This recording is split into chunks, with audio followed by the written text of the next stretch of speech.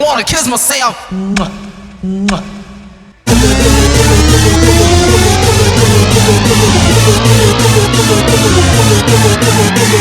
tougher and rougher and bolder and bigger and I'm the one and only dominator. I'm the one and only dominator. Wanna kiss myself.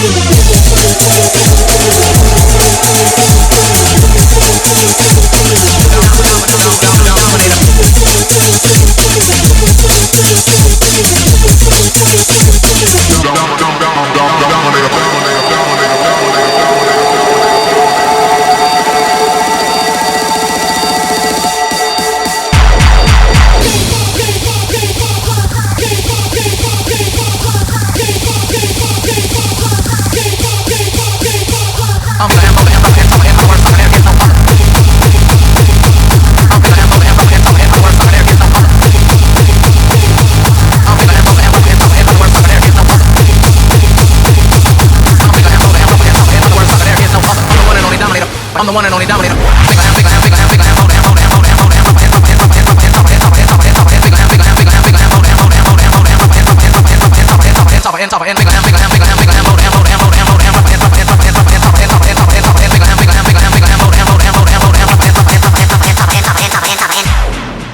I'm the one and only dominator.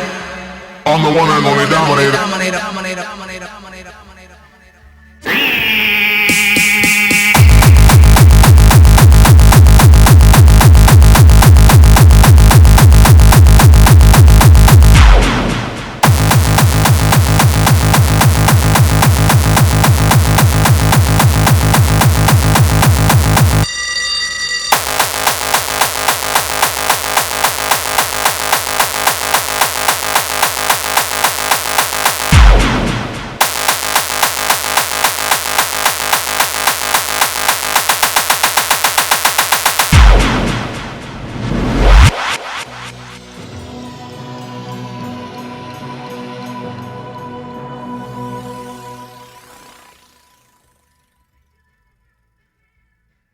The theme that unites these lectures is creativity and the techniques by which the artist can refine his or her vision, expand the vision, communicate the vision. And before I get into that issue, I thought I would talk just a little bit about my notion of creativity per se. What is it in and of itself? And when I think like that, of course, I cast my mind back to nature. Nature is the great visible engine of creativity against which all other creative efforts are measured. And creativity in nature has a curious distribution. It's something which accumulates through time. If we stand back and look at the universe, we see that at its earliest moments, it was very simple. It was a plenum. It was without characters or characteristics. It was what in Hindu mythology is called the Turaya, which is described as attributeless. And naturally, if something is without attribution, you can't say much about it. It takes a while for it to undergo a declension into more creative realms. And these creative realms are distinguished as domains of difference. The precondition for creativity is, I think, disequilibrium, what mathematicians now call chaos. And through the life of the universe, as temperatures have fallen, more and more complex, compound structures have arisen. And though there's been, many a slipping back in this process, over very large spans of time, we can say that creativity is conserved, that the universe becomes more creative, and out of that state of creative fecundity, more creativity is manifest. So that from that point of view, the universe is almost what we would have to call an art-making machine, an engine for the production of ever more novel forms of connectedness, ever more exotic juxtapositions of disparate elements. And out of this, I believe, arises implicitly a set of principles that we can then apply to the human artist in the human world. Nature's creativity is obviously the wellspring of human creativity. We emerge out of nature almost, and this idea I think was fairly present close to the surface of the medieval mind. We emerge out of nature almost as its finest work of art. The medieval mind spoke of the productions of nature. This is a phrase you hear as late as the 18th century, the productions of nature. And human creativity emerges out of that, whether you have a model of the Aristotelian great ladder of being, or a more modern evolutionary view where we actually consolidate emergent properties and somehow bring them to a focus of self-reflection.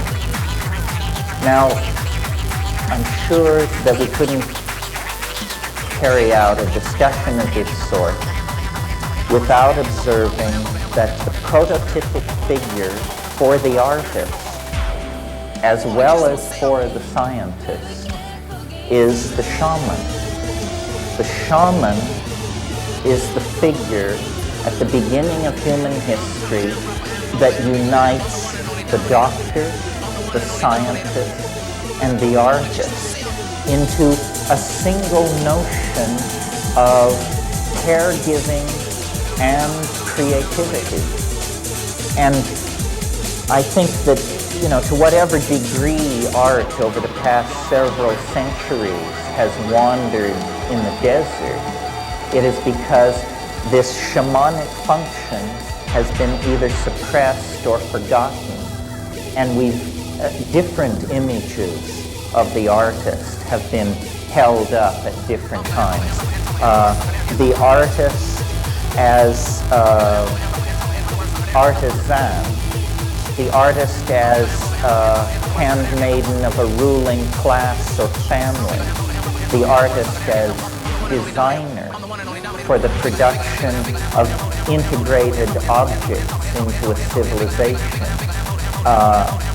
This notion of the artist as mystical journeyer, as one who goes into a world unseen by others and then returns to tell them of it, was pretty much lost in the post-medieval and Renaissance conception of art up until the late 19th century or early 20th century, where, beginning with the Romantics, there is a new permission to explore the irrational. This really is the bridge back to the archaic shamanic function of the artist. Permission to explore the irrational. The permission for the irrational imagery of the unconscious, surrealism, and German expressionism make use of this permission. Always the idea being to somehow destroy the idols of the tribe, dissolve the conceptual boundary of ordinary expectation. Well, in order to do this, it seems to me there is a precondition for the creation of art, which I call understanding. And I don't mean this in an intellectual sense. I mean it in the sense that Alfred North Whitehead intended when he defined understanding as the apperception of pattern as such. As such. There's nothing more to it than that. You see, if we were to look at this room and we were to squint our eyes, and I'm doing this right now, and I see that the room divides itself into people dressed in red and people dressed in blue. This is a pattern, and it tells me something about what I'm looking at. Now I shift my depth of field. Now I'm looking at where men are sitting and where women are sitting. This is a different pattern, and it tells me more about what I am looking at. The number of these patterns, theoretically present in any construction, is infinite. That says to me, then, that the depth of understanding cannot be known. It cannot be known. Everything is immanent. William Blake makes this point, that you can see infinity in a grain of sand. So understanding then is the precondition for creativity. And this understanding is not so much intellectual as it is visual. And in thinking about this, I realized what an influence upon my own ideas in this area Aldous Huxley was.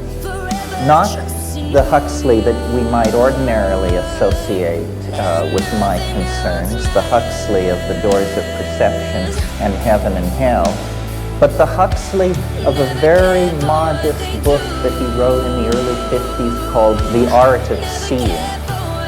The Art of Seeing. And in that